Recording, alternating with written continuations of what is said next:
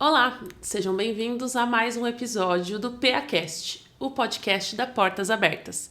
Hoje nós temos com a gente um convidado muito especial, pastor Ademar de Campos. Muito obrigada por ter aceitado o nosso convite, estar aqui para poder termos esse tempo de conversa. Sempre uma alegria estar entre vocês. E hoje não está sendo diferente. Muito bom. Bem, pastor, esse mês de julho, né, a Portas Abertas Internacional, ela completa 70 anos de existência, né? Desde que o irmão André começou lá o contrabando com as Bíblias no seu fusquinha azul, né? O emblemático fusquinha azul. Então, a Portas Abertas é um ministério muito duradouro, né? 70 anos de ministério. Então, hoje eu queria conversar um pouquinho sobre como manter um ministério duradouro, né? Então, a minha primeira pergunta para o senhor é: quando que começou o seu ministério, né? Há quantos anos e como que ele teve início? Eu costumo dizer que Deus, acho que estava assim com pressa em relação a mim, né? Que as coisas foram acontecendo assim muito rapidamente. Com 2 meses de conversão, eu já estava compondo, já estava fazendo parte do coral da igreja, né? Embora recém-convertido, recém-chegado, mas havia dentro de mim algo que ardia muito fortemente, né? E que, graças a Deus, a chama continua acesa, né? Isso é que conta, né? Então eu estava assim super animado, solteiro também, né? Você tem mais vigor físico, né? Sim. Então eu louvo a Deus pela forma como tudo começou na minha vida. Não foi apenas algo rápido, mas intenso, sabe? E que foi se aprofundando e foi me despertando e foi assim me revestindo de algo que eu nunca tinha experimentado. Sim. E aí eu queria saber, então, porque, por exemplo, né, na história do irmão André, ele também foi algo que acabou sendo rápido, porque ele se converte, aí ele começa a ir à igreja, e é interessante que ele fala que ele tentava encontrar igreja que tivesse culto todos os dias. Então, ele ia em várias igrejas, porque ele estava, assim, realmente nessa fome por aprender mais e conhecer mais da Bíblia, né? Então, no Contrabandista de Deus, tem lá que ele anotava as pregações e quando ele chegava em casa, ele começava a estudar e ver se era aquilo mesmo que o pregador tinha falado e tudo mais. Legal. Então, eu queria ouvir do senhor qual que é a importância da leitura bíblica, então, principalmente nesse início de ministério, né? Porque você também falou que tinha acabado de se converter. Então, Sim. é algo que você está tendo um primeiro contato com a fé e com a palavra de Deus. Como que foi esse começo para você? Eu tive o privilégio de nascer em Cristo ao lado de uma mãe que já tinha entregue sua vida a Jesus. Há 3 anos atrás, depois que veio a minha vez, né? E a conversão dela foi muito forte, assim, muito intensa. Viúva, 39 anos, 5 filhos, né? Então ela teve que fazer um papel duplo, né? De mãe e de pai. E acho que ela teve sucesso, porque os 5 filhos se converteram, se casaram, tiveram filhos e netos. Então nós somos 4 gerações de cristãos na família, 5 pastores, né? E a maioria ali são músicos, né? Eu tenho um irmão que é pastor e é músico também, meu filho, minha filha. Então foi um bom começo que tem se mantido saudável, né? Pela graça e a bondade do nosso Deus. Tem sido muito bom. Muito bom. Bem, e aí vou aqui fazendo então paralelos com a história do irmão André, para até quem não conhece ali poder também ir conhecendo um pouquinho mais da história do nosso fundador, né? Então, nesse começo, ele já se interessa pela Bíblia e ele vai desenvolvendo. E aí chega um momento da vida dele em que ele tá nessa busca por Deus e ele faz uma oração. Tem um dia que ele tem um encontro especial com Deus e ele faz uma oração que eu até anotei aqui, que eu queria compartilhar, que ele fala assim, ó: entreguei-me a Deus por completo, o corpo, a alma, o espírito e a aventura. Não havia muita fé em minha oração, apenas disse: Senhor, se me mostrares o caminho, eu te seguirei. Amém. Né? E aí eu queria saber se é possível ter um ministério duradouro sem se entregar a Deus por completo. Eu tenho uma experiência que foi um divisor de águas na minha caminhada cristã, porque eu adquiri assim interesse pela palavra, né? E graças a Deus eu tenho assim facilidade para memorização. Eu tenho muitos versículos decorados, alguns dos quais se tornaram músicas, né? Sim. Junto à Sociedade Bíblica do Brasil, em 1997, eu gravei um CD chamado Cantando a Palavra. São 10 textos bíblicos musicados, né? E então esse gosto, esse apego à palavra foi algo que eu recebi da minha mãe, influência dela na minha vida. Eu amo a palavra, né? Aprendi a amar e a decorar e a cantar a palavra. Tem até uma música que eu coloquei no Salmo 4, que eu cantava para os filhos, né? Quando pequenos, na hora de dormir. Que a música é: em paz eu me deitarei e dormirei, pois tu me dás segurança. Contente me levantarei pela manhã e te louvarei. Eu cantava para eles quando pequenos, agora eles cantam para os filhos deles, né? Incrível. Enquanto pequenos. Mas essa experiência com a palavra e o efeito disso, né, na minha vida foi marcante no momento em que eu fui desafiado a trabalhar integralmente como pastor. Certo. Eu era um funcionário do União de Bancos aqui em São Paulo. Eu estava no setor, eu era o tesoureiro da agência, né? Era o homem do dinheiro, né? Olha, responsabilidade, hein? Eu até brinco, né? Se alguém precisar de dinheiro, fala comigo que eu faço uma oração. Muito bom.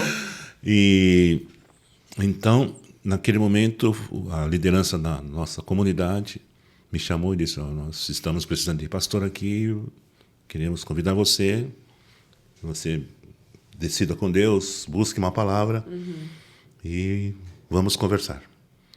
Aí o que eu fiz? Eu decidi fazer um retiro de 2 dias com um amigo que me acompanhou, em jejum, para orar e buscar essa palavra. E no segundo dia, quando eu acordei pela manhã, eu ouvi a palavra falando dentro de mim. Gênesis 18. Porventura, ocultaria eu alguma coisa a Abraão, visto que ele há de ser uma bênção e ordenará seus filhos nos meus caminhos? E quando eu ouvi essa palavra dentro de mim, eu falei: vamos embora, já tenho a resposta.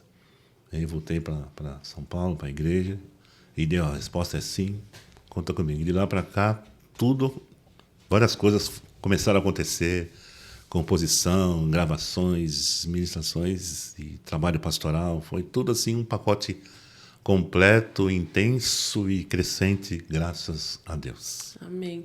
Mas é algo que é interessante porque às vezes racionalmente não faz sentido, né? Essa entrega total e plena, ela parece ser realmente arriscada, né? Mas quando a gente confia no Espírito e realmente atende ao chamado dele, tudo faz sentido depois, né? Com certeza. É como se as coisas se encaixassem, né? E Deus é um Deus que ouve, né, as orações, né?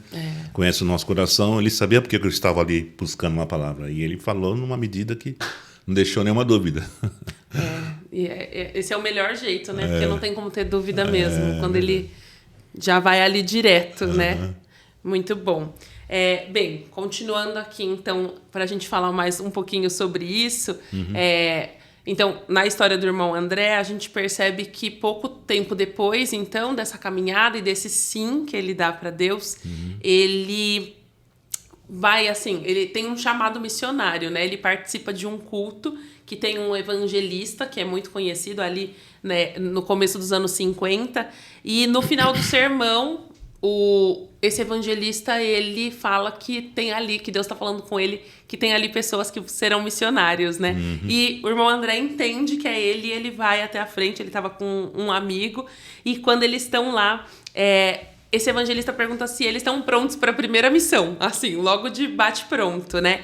E a tarefa que ele dá é que eles deveriam fazer uma reunião ao ar livre em frente à casa do prefeito, porque os discípulos também começaram a pregar no seu próprio quintal. Jesus ensinou isso para eles. Então, eles deveriam reproduzir, né?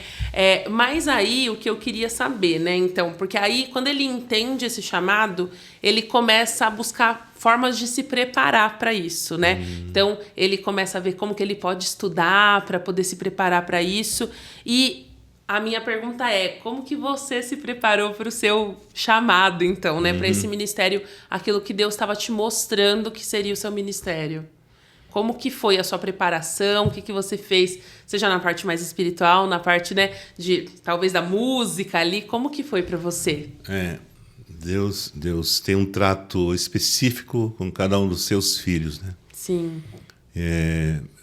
Assim que eu me converti a Cristo, foi em 74, no ano seguinte eu me matriculei num curso bíblico de formação. Eu fiz 3 anos. Por quê? Porque eu queria saber mais da Bíblia, queria aprender, queria aprofundar. E foram 3 anos assim muito bons, porque eu aprendi coisas que eu desconhecia, era novo convertido, né? Sim. E isso foi um trampolim para uma continuidade de busca, a leitura de livros e principalmente a leitura bíblica. E oração também, né? Porque naquela época tinha culto de oração, né? Sim. Hoje nem tanto, né? Tem, algumas igrejas mantêm essa prática. Mas eu frequentava o culto da terça-feira à noite, que era culto de oração, então eu unia esses elementos, né? O estudo, o curso, a leitura individual e os cultos de oração, além da minha oração pessoal, né? Então tudo isso foi somando, né? E me estruturando e me alavancando para que eu chegasse onde Deus pretendia que eu chegasse. Com certeza. E foi muito bom e tem sido muito bom, porque até hoje eu colho frutos disso tudo, né? Desse investimento, dessa busca. Sim, até porque isso é o que leva a gente a ter experiências, né? Exatamente. Com Deus. Seja nessa preparação da gente estar ali no relacionamento direto com Deus, mas a minha percepção é que quando a gente tem esses tempos com a palavra, orando, meditando, geralmente Deus ele vai usar esses conteúdos para pessoas que a gente vai encontrar, e tem sempre alguém precisando, e parece que o Espírito sempre vai balançar aquela bandeirinha assim de tipo, pode falar isso que eu te falei hoje. A sua percepção também é essa? Exatamente. Desse jeito. Ele é tão criativo, né, que ele usa uma situação para nos ensinar e nos levar a seguir o que já traçou para nós, né? Muito bem. Bem, e aí, continuando aqui, então, na caminhada do irmão André, né? Para a gente ver se tem realmente aí uma estrutura que a gente pode aprender com o irmão André, com você que estão aí há tantos anos no ministério edificando outras pessoas. Ele entra para um curso de missão, então, e ele passa ali tempo, ele começa a buscar isso. E tem uma outra oração dele que, para mim, ela é muito emblemática, e eu queria saber se você, em algum momento, já teve algo parecido com isso, que ele fala assim: o que é isso, Senhor? O que estou retendo? O que estou usando como desculpa para não te servir em tudo que queres que eu faça? Meu sim para Deus sempre foi um sim, mas. Sim, mas não estou instruído. Sim, mas sou manco. Ao tomar o fôlego seguinte, eu disse sim. Disse de uma maneira nova, sem qualificação. Eu irei, Senhor. Não importa se for por meio do caminho da ordenação ou do programa que ele tinha encontrado, né, missionário, ou por meio de onde trabalho. Onde quer que seja, seja quando for, da maneira que tu queres, eu irei. E começarei neste exato minuto. Senhor, ao me levantar desse lugar e dar meu primeiro passo adiante, tu considerarás que este é o passo rumo à completa obediência a ti? Vou chamá-lo de passo do sim. E eu queria saber se em algum momento da sua jornada você sentiu que você respondeu para Deus algo sim, mas, né? De ter ali ainda alguma coisa que te prendesse ou que te desse alguma insegurança quanto a algo que você sentia que Deus estava te conduzindo para. Como que foi lidar com isso? Se teve, como foi? Não, assim, eu não me lembro de ter um mas, porque o meu interesse era muito grande, muito intenso, porque eu estava vivendo uma experiência nova, tudo novo, e eu era atraído àquilo, à busca, né? Por exemplo, tinha vigília, eu estava lá, tinha reunião, mini vigília, eu sempre tive correndo atrás de algo assim, porque aquilo me alimentava, sabe? E E o trabalho, e o serviço cristão, o testemunho, o ministério, eles sempre foram a consequência, o resultado dessa busca, desse interesse, né? Eu estava assim, vamos dizer, usar uma figura aqui, eu estava em lua de mel com Jesus, né? Estado de graça, estava feliz, né? Era feliz. E também a música, ela ocupou assim, de repente, que eu ouvia a música, mas a partir da conversão, que houve um despertamento nesse sentido também. Entendi. Em termos de criação, de como nunca tinha composto nada. Hoje são quase 1000 canções, né? Entre músicas já prontas e temas melódicos que estão no meu arquivozinho lá, né? Sim. Então, sabe, é como se fosse um dia por vez. Sim. Um pão de cada dia, né? Cada dia tinha um pão. Tinha uma provisão, tinha uma inspiração, tinha um mimo de Deus, tinha um derramar de Deus, um carinho, um livramento. E quando eu falhava em alguma coisa, eu pedia perdão, eu recebia o acolhimento de Deus, né? Então, é uma relação pai e filho, filho e pai, né? E continuo querendo conhecer mais o coração desse Deus que é nosso Pai. E eu tenho certeza que o que eu faço é justamente o resultado dessa caminhada com Deus. Sim. Quer dizer, eu não canto, não gravo só por cantar ou gravar. Eu canto e gravo por causa de uma relação, por causa do que eu estou experimentando. É uma fonte. Jesus falou, rios de água viva fluirão do interior, né? Quem crer em mim, segundo as Escrituras. Então, eu fico meio dependente disso, sabe? Sim. Se eu não, digamos assim, hoje eu saí correndo, não deu para ler a Bíblia como eu gostei.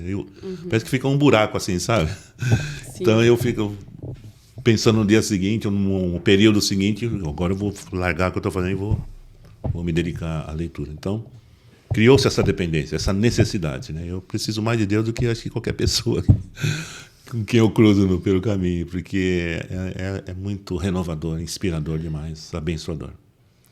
É muito bom. É uma resposta, né? É uma resposta. É. E é evidente que isso demanda uma entrega, né? Com certeza. Que eu podia fazer mecanicamente. Eu vou buscar porque eu preciso estar municiado. Não, mas isso Deus tem me ensinado a agir diferente. Certo. E aí, nessa parte assim de composição, né, que você falou, são tantos hinos, né, tantos louvores ali. Como que você se deu conta de que isso começou a... Como que isso gerou, assim, e você percebeu que, nossa, aqui tem uma música, né? Como que foi a sua percepção para isso? Porque você falou que foi depois da conversão que começou ativou mais, né? Como que você se percebeu com isso, né? A minha infância foi num ambiente musical. Com 8 anos, meu pai fazia festas em casa. Ele era um bom ouvinte de música, né? Na época dele. E ele entendeu que eu tinha que ser o cantorzinho dele, né? Então ele contratava um violonista e o ponto alto da festa, o Ademar, cantando as músicas do Seu Campinho, meu pai, né? Então, lá ia eu, né? Cantando aquelas coisas lá de trás.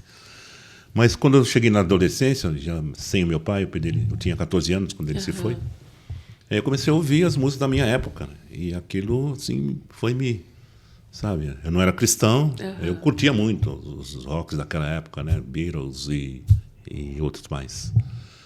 E aí, na conversão, eu me converti a Cristo com toda essa bagagem da infância, da adolescência, e entrei para o reino de Deus. Sim. Aí tudo aquilo que estava armazenado aflorou de uma forma agora dirigida a Deus. Sim. Entende?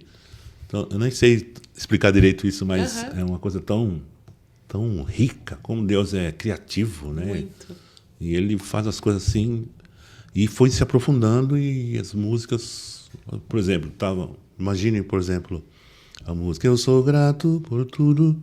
Essa música nasceu numa festa de aniversário. Olha só. Não era momento de compor. Eu estava lá para cumprimentar o aniversariante. Sim.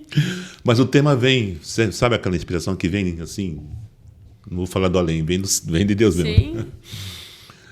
E a pessoa estava falando comigo, aniversariante, e a melodia aqui cantando dentro de mim. Eu falei, e agora, Senhor, não dá para compor agora, o que eu faço? Aí o telefone tocou, ela correu para atender, eu peguei um guardanapo e escrevi a primeira linha, né? Para não esquecer, né? Sim. E cheguei em casa, já gravei no gravadorzinho a melodia, e a música, concluí a música. Essa aí. Maravilhoso. E eu acho que essa é uma das belezas de Deus, de mostrar como a gente é a imagem e a semelhança dele nessa criação, né? Ele é um Deus criador e a gente vê essa variedade da criação, né? Olha para a natureza, a gente percebe o colorido das flores, como uma é diferente da outra, os animais. E eu vejo como ele nos capacita com isso em diferentes áreas, mas realmente com essa criatividade, né? De algo que vem dele, porque não tem como vir de nós. Algo que você tá numa festa, você não tá nem pensando nisso. Você pode até fazer um curso, talvez, de composição e aprender tecnicamente, mas essa inspiração, ela vem do Senhor mesmo, né? É maravilhoso. Muito bom.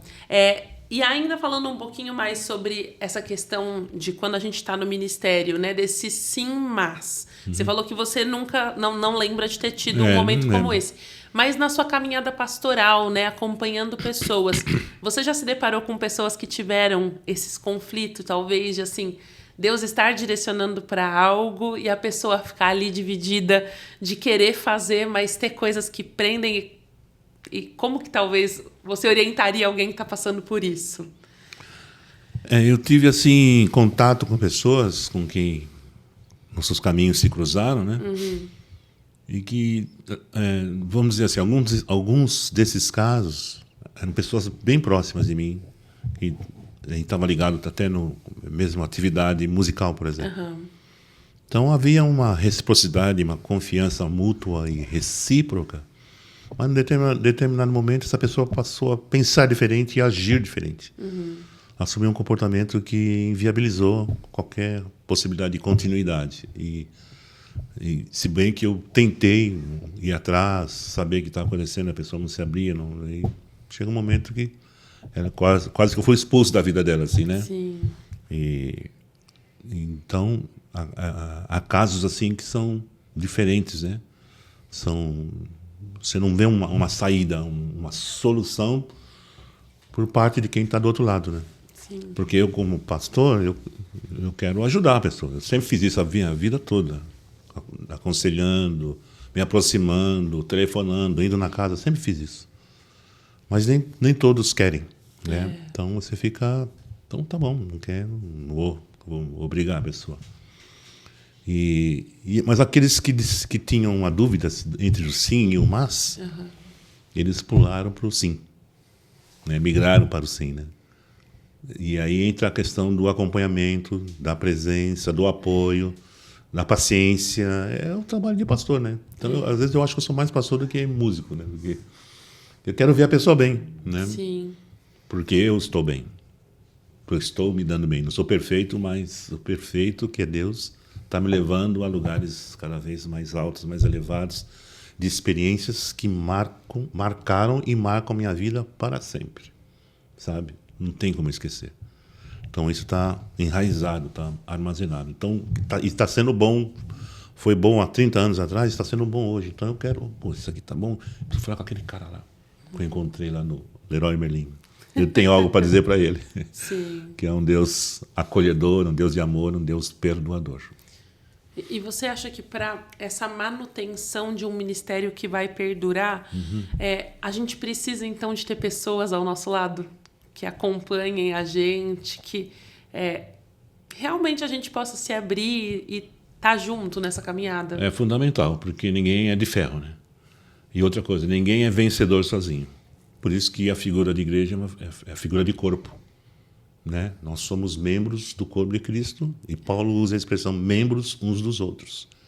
Eu costumo dizer, nós vamos tomar ceia agora porque nós temos uma aliança e nessa aliança significa somos membros uns dos outros. Eu sou você, você é eu.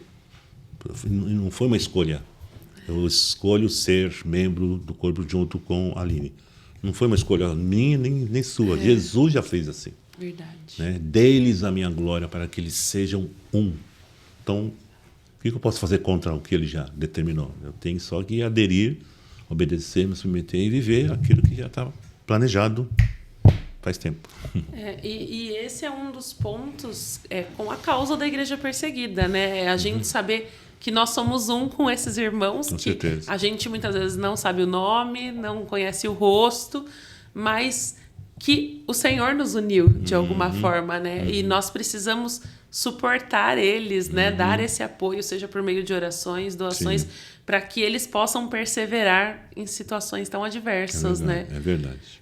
E aí eu queria saber quando, nessa sua jornada, que você tem seu primeiro contato com a Portas Abertas, então, né? Como que começa o seu relacionamento? A gente sabe que você já tem uma relação há muitos anos com a causa da Igreja Perseguida, mas quando que foi e como que isso aconteceu, né? Qual que foi o impacto disso em você? Bom, na época, acho que, se eu bem me lembro, a gente não tinha o Marco à frente, era uma outra liderança. Né? Agora não sei dizer quantos anos isso fazem. E quem eu tive assim bastante contato nessa fase inicial foi com a Grace, né? Que agora se tornou mamãe, né? Sim. Então ela está sempre mandando mensagem, era aquele jeitinho dela, né? Vocês conhecem muito bem. E ela tinha um jeito de convencer, de convencer a gente, né? E eu falei, não, tá bom, vamos lá, assim, conta comigo. Muito obrigado, é muito educadinha ela. Então, e como eu já tinha assim uma certa... Eu não tinha vivência, mas de longe eu acompanhava. E via as informações e os periódicos, alguma coisa falando. Sim. Então, meio assim que me colocava no lugar, né? Sentindo a dor daqueles que estão lá fora, sendo maltratados e perseguidos. E aí, quando eu cheguei aqui, aí a coisa foi somatizando, foi fortalecendo e aqui estou até hoje. Muito junto bom. Com a missão Portas Abertas. Muito bom. E nós somos muito gratos por isso, né? Porque esse é o nosso desejo, né? Que a igreja brasileira, de uma maneira geral, compreenda, né? Então, tem esse primeiro contato, mas entenda a importância de nós sermos um com esses nossos irmãos, né? E não é uma coisa que só... eu ouvi um testemunho que me tocou e eu fico ali emocionado naquele momento, mas eu continuo a minha vida depois como se nada tivesse acontecido, né? A gente realmente manter essa ligação e essa responsabilidade dessa unidade do corpo de Cristo, né? Que você comentou. Com certeza. Bem, então vamos lá. Continuando, a gente tem as informações, né, de que o começo mesmo do ministério do irmão André é quando ele tem acesso a uma revista que ia ter um evento comunista, né, na Polônia. E aí ele vê que ia ser uma coisa para jovens e ele fala assim... Mas como assim, né? Como que é isso? Essas pessoas precisam de conhecer Jesus. E ele envia uma carta para poder saber se ele pode participar. E ele leva materiais cristãos para esse lugar. E é ali que é a primeira vez que Deus ministra o coração dele para ele entender que realmente existia uma igreja que estava ali sem acesso à literatura cristã, a bíblias, e que estava desamparada por estar desconectada do resto do corpo, né? E ali uma frase que ele fala, né? Que ele fala assim: diante dessa situação, o que eu, uma pessoa sem recursos financeiros ou organização, poderia fazer contra uma força esmagadora como a que passava pela minha frente agora, que era aquele desfile dos comunistas, né? Porque ele entra em países da cortina de ferro, né? Então, era algo muito forte, muito pesado, né?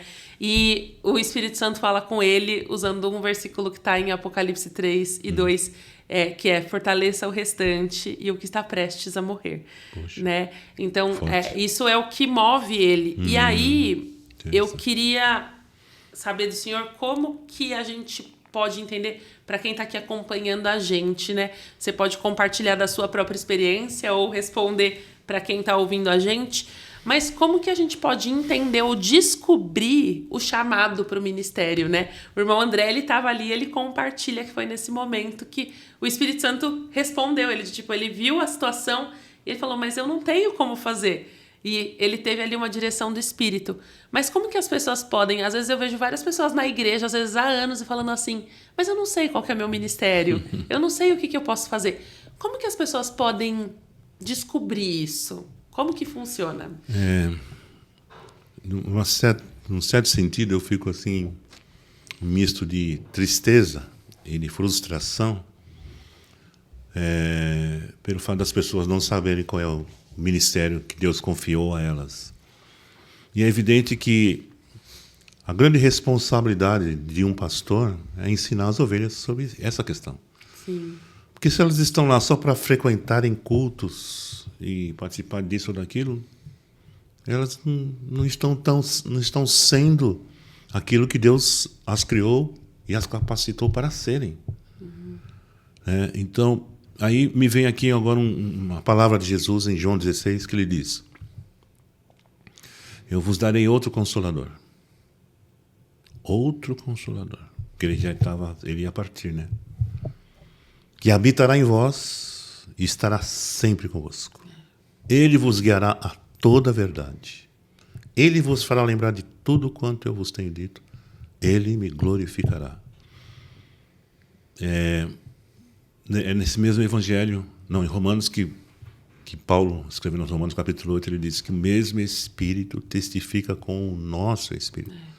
E somos filhos de Deus. Então, se eu sou pastor, eu não ensino as ovelhas que eu pastorei a como ouvir a voz do Espírito Santo.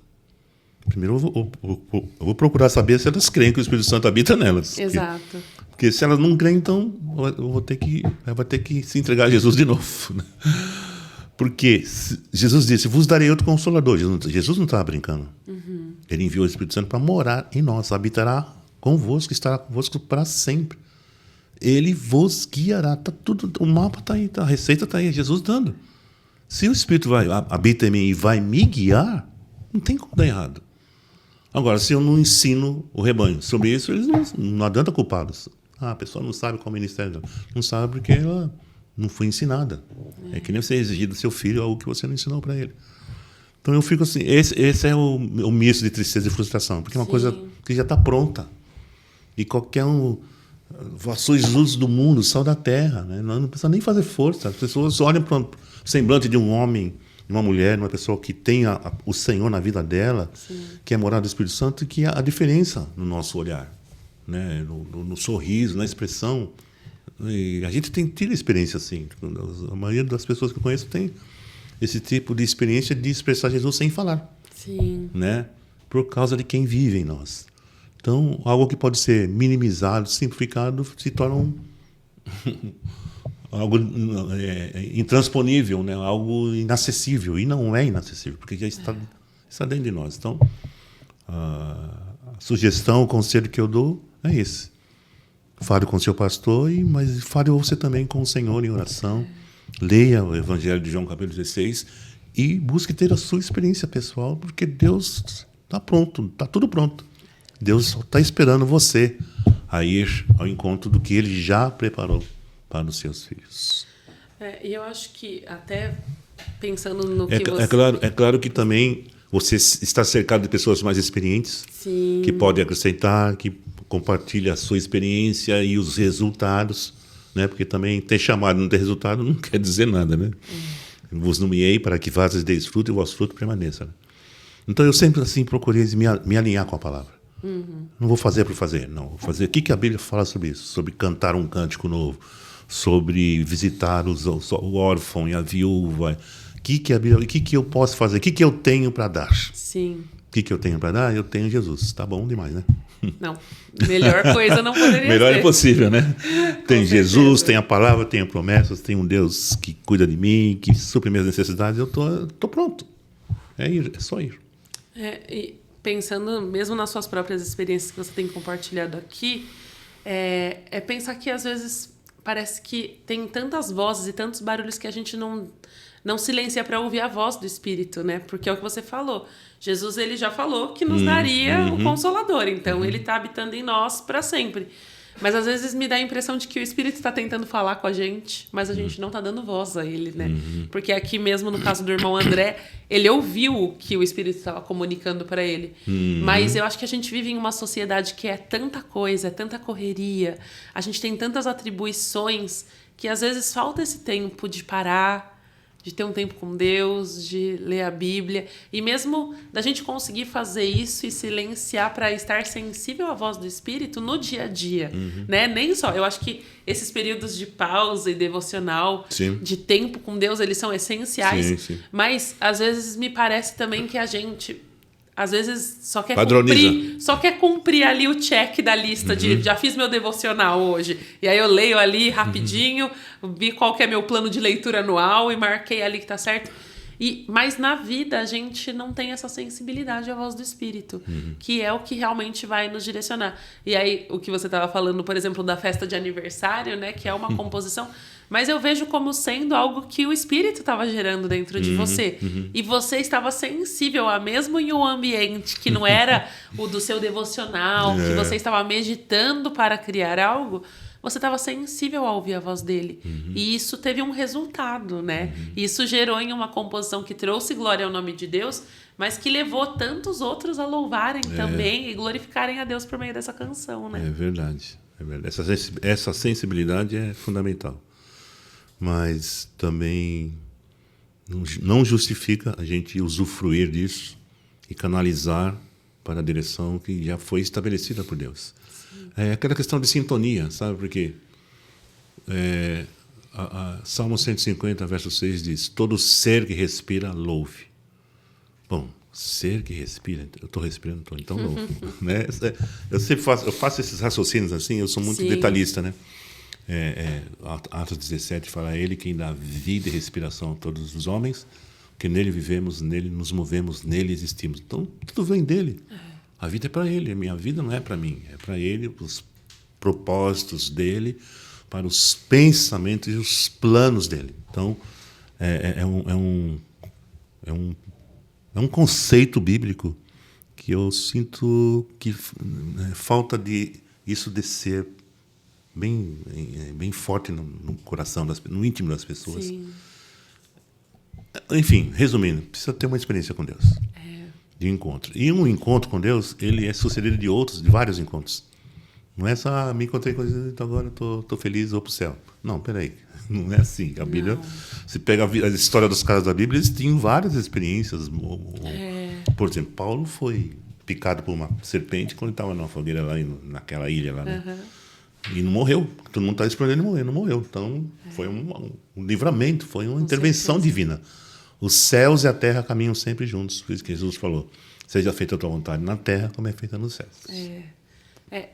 Até porque Deus, ele é um Deus de relacionamento, né? A gente vê desde o Gênesis ele descendo para se encontrar com o homem e manter esse relacionamento, né?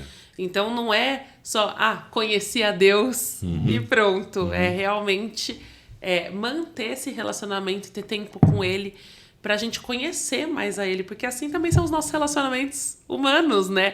Não adianta, eu te conheci hoje, mas eu quero manter um relacionamento pra saber quem o Ademar é de fato, eu preciso de manter um relacionamento. Ter tempo junto, é conversar, pra poder realmente conhecer o íntimo, né? E com Deus é da mesma forma, se a gente quer fazer um ministério que louve a ele, a gente precisa saber o que vai louvar ele, né? Me lembrei no outro versículo em Gálatas que Paulo fala: andai em espírito e vivei em espírito. Tá tudo aí na Bíblia. Só você se entregar a isso. Porque isso demanda um passo, né? Uma entrega, uma obediência. É isso? Então eu quero isso. É o que o Senhor quer? Então eu quero o que o meu Pai quer. Como Jesus fez. Minha comida, minha bebida é fazer a vontade. E no nosso caso, eu acho que é o que você falou, de estar alinhado com a palavra. Só que para eu estar alinhado com a palavra, eu preciso conhecer a palavra, né? Então eu preciso realmente me voltar para ela, me debruçar sobre a Bíblia, para saber, porque essa é a forma que a gente consegue, uma das formas que a gente consegue conhecer a Deus, né? Porque a palavra dele é o que ele deixou pra gente. E a partir disso, né, você falou de, então o que eu vou fazer, né, se eu vou louvar, se eu sou um ser que tem fôlego, eu vou louvar. Então, quando a gente recorre à Bíblia, fica mais fácil da gente entender o ministério. O próprio irmão André, né, o que o Espírito falou foi um versículo, né, então, tá muito alinhado, e eu acho que às vezes é isso também, as pessoas, elas ficam presas ali em pequenas porções ou coisas muito... e não se debruçam sobre a palavra. Então, elas não conhecem o básico do que Deus já deixou ali estabelecido, né? É verdade. E é tão simples, né? Tão óbvio que se torna difícil. Exatamente. Bem, e aí, continuando aqui, o irmão André, ele começa ali a sua atuação, né? Ele vê essa necessidade E depois do que o Espírito fala com ele de Apocalipse 3 e 2, ele começa a levantar recursos, né? Então, bíblias e tudo mais, para poder levar para dentro desses países. Nesse meio do caminho, ele ganha de um vizinho dele o Fusca azul, né? E fala assim...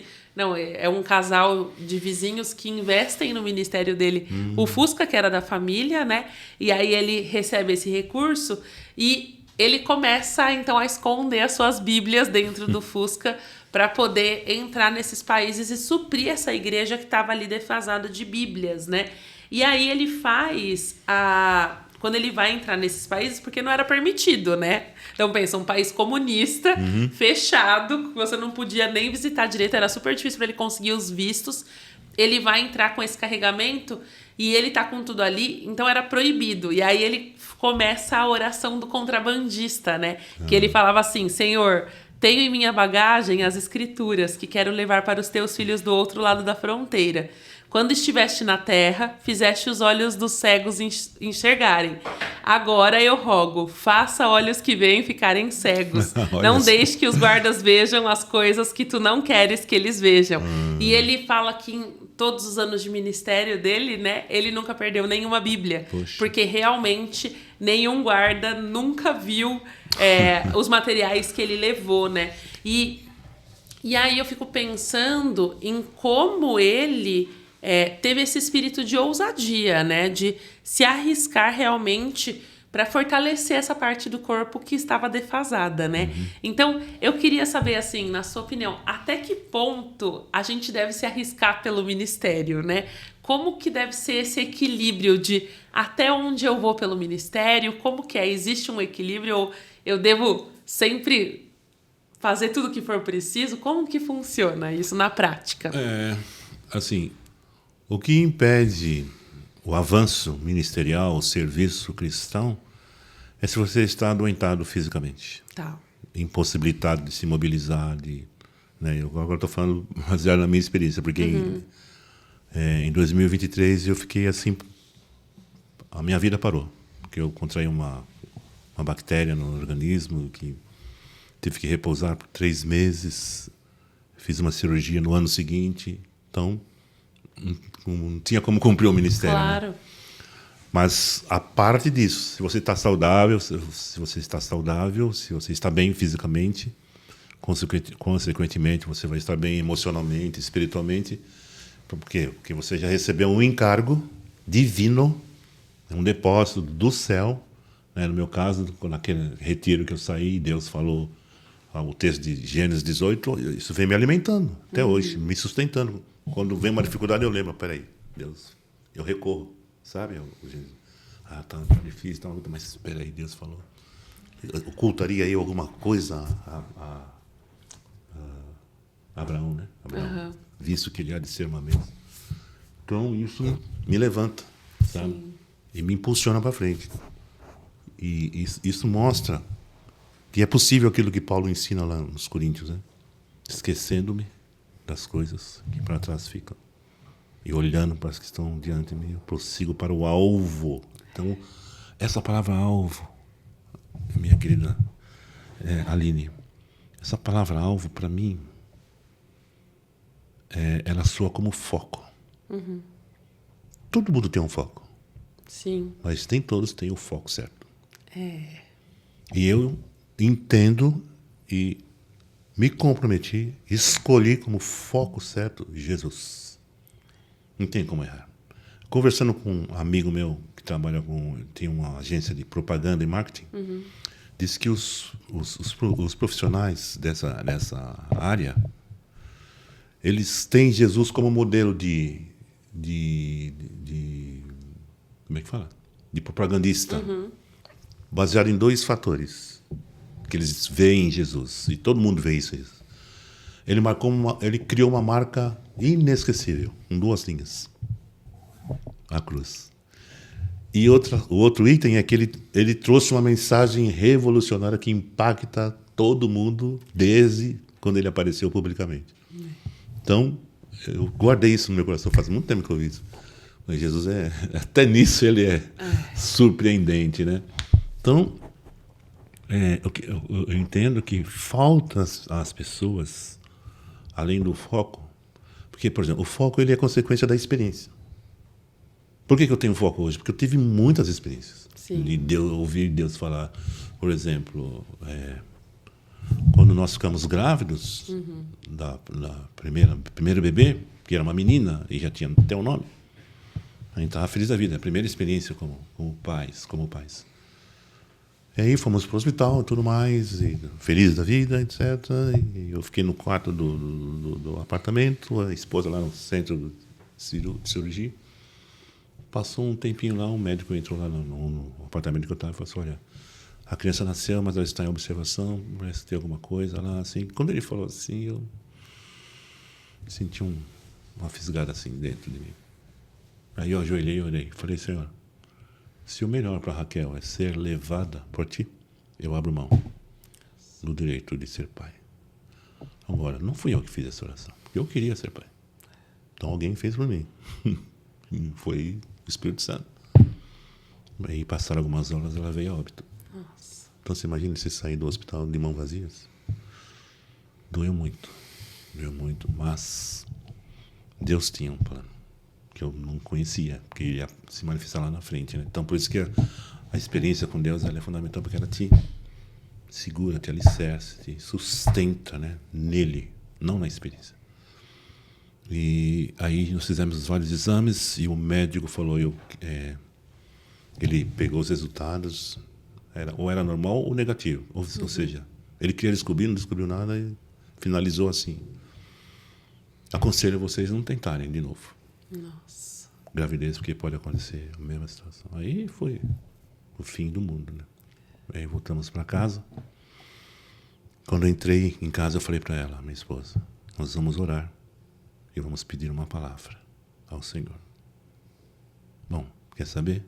Deus deu uma palavra e o resultado é Rodrigo, Mariana, Juliana, Liz, Pedrinho, Bela, Celine e João Vicente. Aqui eu estou falando dos filhos e dos netos.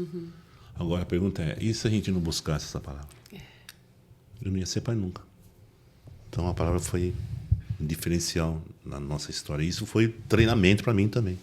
Preparo para enfrentar situações difíceis e buscar respostas onde elas estão.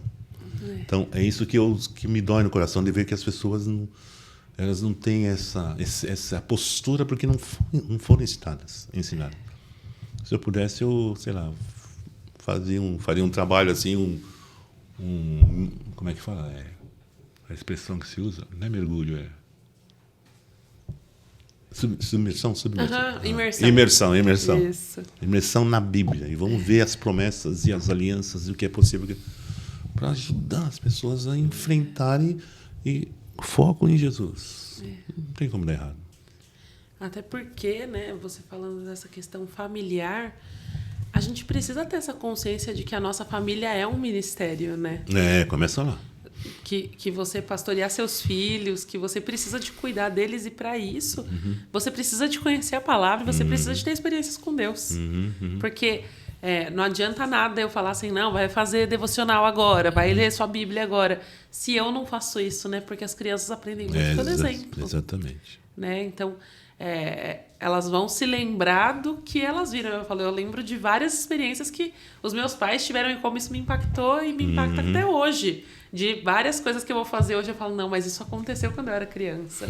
Né? E isso trazer realmente esse impacto. Então, às vezes eu acho que também nessa questão de ministério, que é o que a gente está falando aqui, às vezes a gente se foca tanto em como eu posso servir a igreja local, que eu acabo negligenciando o ministério que Deus me concedeu na minha família, né? E o contrário também acontece. Aí eu costumo dizer que o que eu ministro na igreja é a extensão do que eu ministro na minha casa. E outra coisa que ficou aqui dentro de mim enquanto você falava do versículo de esquecendo as coisas que para trás ficam, é que às vezes eu tenho a impressão de que a gente se foca muito em esquecendo as coisas que para trás ficam. Às vezes a gente fala assim, não, vamos esquecer tudo de ruim que aconteceu e focar. Mas eu acho que assim, são os dois lados, porque às vezes a gente também tem que abrir mão de coisas boas para seguir esse foco de Jesus, né? E, por exemplo, o irmão André aqui, ele viveu muitas situações que eram arriscadas e lugares... Uma das frases dele que eu gosto muito, ele falava assim, que muita gente perguntava para ele, como é que eu faço para entrar em um país que é muito fechado? Ele falou assim, o problema não é entrar, o problema é sair. Mas se Deus tá te mandando entrar, vai. Porque é o que você precisa fazer. E às vezes é difícil a gente dar esse passo do sim, né? Que ele fala, tendo que abrir mão de coisas que são boas e confortáveis para nós. E o ministério muitas vezes pede isso, né? Que a gente esqueça do que ficou para trás, seja bom ou ruim, né? Às vezes você consolidou um ministério numa igreja local, mas Deus está te chamando para algo novo em outro lugar. E você precisa deixar isso para trás para viver esse ministério de uma nova forma, né? Até porque a vida não é mais nossa, né? Eu até quero dar comando para mim mesmo, mas é melhor eu ficar quietinho e deixar Deus comandar e conduzir, né? Com certeza. Isso é fé, né? Com certeza. É andar pela fé, viver pela fé. De que ele os pensamentos dele são melhores do que os meus. Era exatamente isso que eu ia falar. É isso. Bem, e aí a gente pensa, né? Agora, estamos em 2025, nós somos uma geração que somos os pós-fundadores, né? A gente já teve o falecimento dos nossos 2 fundadores. Então, o irmão André, que começou a Portas Abertas Internacional, né, no mundo, e a gente teve a irmã Elmira, que foi a brasileira que começou a missão aqui, né? Abordou o irmão André e começou o escritório. Deu continuidade aqui no Brasil, né? Os 2 já são falecidos, mas a gente tem um dos nossos valores centrais, que é de atender às solicitações da igreja perseguida, né?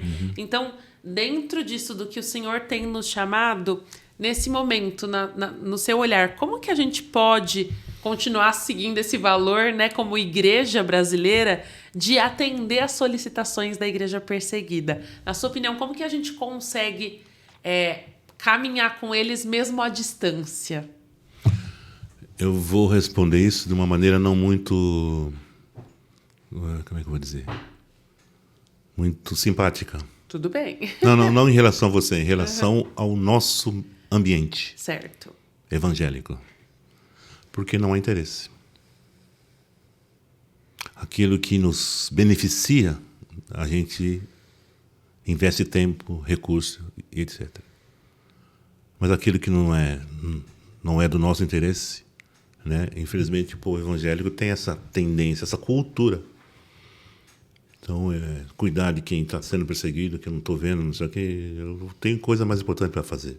As pessoas não falam, mas elas vivem assim, dessa forma que expressam isso. Então, é uma coisa de coração, sabe? É uma coisa de coração no reino. É uma questão de foco em Jesus, porque Jesus amou todas essas pessoas. O órfão, a viúva, o estrangeiro. Ele estava o tempo todo se dedicando, em detalhe, uma alma. Que nós conversamos hoje aqui. Era a viúva, era Lázaro, era a irmã de Lázaro. Jesus sempre tinha tempo para as pessoas individualmente. Isso me ensina muito, sabe? Porque eu tenho um trabalho que é público, inclusive por causa da música. Então, estou sempre cercado de muita gente, né? E no Brasil e fora do Brasil. Mas o equilíbrio que é legal. Eu posso estar com multidão, como eu posso estar só com você aqui, conversando, ou com o Marco. E a gente almoçou, nós almoçamos juntos, nós 3, e conversamos ali. Então, todo mundo é enriquecido. Todo mundo é beneficiado. Então, se eu não tenho atenção para a igreja perseguida, nem tenho informação, talvez até questão até mesmo de informação. E de as pessoas serem educadas a pensarem como Deus pensa, né? Que a Bíblia ensina sobre acolher o estrangeiro e cuidar das pessoas, dos órfãos, das viúvas e tudo mais. Então, enfim, cuidar das pessoas de modo geral. Então, eu como cristão, como filho de Deus, eu tenho a responsabilidade de me informar, de me interessar e de contribuir, além de orar. Então já tem 4 coisas aqui, 4 dicas, né? Conhecer, se interessar, orar e contribuir. financeiramente, materialmente, né? Então, eu sei que não é um trabalho fácil que a missão consegue fazer, mas a persistência, inclusive em honra aos criadores desse ministério, né? Irmão André e essa irmã Elmira, nós somos continuadores, né? Eu sempre me vejo assim, estou continuando algo que alguém antes de mim deu start. Como um revezamento daqueles que eles vão com o bastãozinho, né? Um passando para o outro. Isso né? mesmo. Muito bom. E agora, para a gente já caminhar para o final, então, eu queria que você deixasse um conselho para quem acompanhou a gente até agora, que está ali com esse chamado, né? Isso queimando dentro de você, talvez nesse início, nesse encontro com Deus e buscando saber qual é o seu ministério. Que conselho que você dá para quem está desejoso por fazer mais para que essa pessoa tenha aí um ministério duradouro? Se quiser olhar aqui para a câmera, fica à vontade para falar direto para o pessoal. Tem o último livro da Bíblia, chama-se Apocalipse, que significa revelação. É o primeiro versículo, revelação de Jesus Cristo. Não existe nenhuma possibilidade de ter um chamado e cumprir o chamado sem a revelação divina. Eu não estou falando de coisas místicas, de uma experiência mística. Eu vi um anjo, vi um não sei o que pegando fogo. Não. Deus tem várias maneiras de se revelar. Por exemplo, Hebreus capítulo 1, versículo 1 diz: havendo Deus outrora falado aos pais pelos profetas, muitas vezes e de várias maneiras, a nós falou-nos pelo Filho, o qual constituiu o herdeiro de todas as coisas, o qual sustenta todas as coisas pela palavra do seu poder. Então, a revelação para essa época é Cristo. O mundo precisa conhecer Jesus, que foi revelado a nós, a igreja. A nossa vida cristã, o trabalho cristão, o ministério, a missão, o trabalho missionário, ele é fruto de quem teve um encontro poderoso e definitivo com Jesus, como o irmão André. Ele não tinha outra opção a não ser se entregar aquilo que Deus estava colocando diante dele. E pelo menos não conheço na história algum outro contrabandista de Deus, ousado como ele. Mas ele estava cheio de convicção, cheio de certeza, porque ele tinha tido um encontro com Jesus e teve outros mais. Com a oração que ele fez, que os guardas na fronteira não enxerguem as Bíblias, foi ouvida. E Deus respondeu. Então isso acrescenta o quê? Cada vez mais fé e mais vontade de distribuir a Bíblia no mundo todo. Então nós precisamos, primeira coisa, entrega ao Senhor, uma experiência real de conversão. Segunda coisa, ter revelação de quem é Jesus, da posição que ele ocupa no mundo. A Bíblia diz que ele é o cabeça da igreja, cabeça do corpo, ele é o cabeça de todo o principado e potestade, forças, hierarquias espirituais nos lugares celestiais. E tem uma coisa que a Bíblia não fala, mas eu vou falar. Jesus é o cabeça da história, que nós estamos no ano 2025, depois de Cristo. Então a história reconhece que Cristo é o divisor da história, louvado seja Deus por isso. Então, eu preciso ter essa revelação. Eu vou ter, a partir do momento que eu me entreguei, que eu estabeleci Jesus como foco, a razão da minha vida. Se isso não tiver no seu coração, meu querido, minha querida, eu não sei quem é você. Só Deus sabe quem é você. E se não tem, eu espero que tenha, porque é isso que vai dar sentido à sua existência. Quer vivamos, quer morramos, somos o Senhor. Quer comais, quer bebais, fazei tudo para a glória de Deus. 1 Coríntios 10, 23 e 24. Então, 33 e 24. Então nós precisamos, conhecer, Oséias 6. Conheçamos e prossigamos em conhecer o Senhor. Antes crescei na graça e no conhecimento de nosso Senhor Jesus Cristo. Segundo Pedro 3, 18. Então é crescimento, cresça, busque, amadureça, floresça e frutifique. Toda a vara que está em mim dá fruto, meu Pai a limpa, para que dê mais fruto. E aqui não dá, ele corta e lança fora no fogo. Então, João 15. Quem não dá fruto, morre. Quem não dá fruto, seca. A figueira que só tinha folhas, não tinha fruto, Jesus nunca mais nasce fruto de ti. Ela morreu, secou até a raiz. Quem não dá fruto vai secar. Não é o que Deus quer. É porque é uma escolha. É uma decisão pessoal. Eu não posso decidir por você, eu posso decidir por mim. Então eu não quero secar. Então eu vou me entregar. Eu vou buscar mais experiências com Deus, eu vou ler mais a Bíblia, eu vou orar mais, eu vou me entregar mais, porque é uma questão de entrega também. Não é só, eu estou fazendo isso, vou ganhar X, a recompensa. Fiquei pensando em recompensa. E se não tivesse recompensa? A recompensa é o Senhor, Ele é a nossa recompensa. Então, acho que é isso. Tá bom? Muito bom. Pastor, como foi abençoada com esse tempo de conversa. Obrigada mais uma vez por ter vindo até aqui, compartilhado tanto com a gente. Obrigada por todos os seus anos de ministério, porque todos esses anos desse ministério duradouro, com certeza não abençoaram apenas a mim, mas muitos dos que estão aqui ouvindo e acompanhando a gente. Então, muito obrigada. O meu agradecimento também pelo carinho e acolhida de vocês, esse grupo, essa equipe, esse ministério, com o qual eu me identifico muito e amo muito, todo o coração. Muito bom. Bem, e você que ficou com a gente até aqui, eu queria te convidar a você fazer mais. Então, assim como o pastor Ademar nos ensinou hoje aqui, se você quiser fazer uma doação, nós temos aqui na tela um QR Code, onde você pode ajudar na distribuição de Bíblias pelo mundo. E essas Bíblias são para serem distribuídas na língua local do cristão, o que faz toda a diferença. Por quê? Porque a pessoa ela vai ter essa identificação com a sua língua original, né? Entendendo a palavra de Deus na sua língua materna. Então, se você deseja, faça uma doação agora. Não deixe de orar pelos cristãos perseguidos, para que eles sejam alcançados e fortalecidos. E também não esquece de deixar o seu like e compartilhar esse conteúdo com mais pessoas que precisam ouvir essa conversa. Que Deus te abençoe e até o próximo episódio.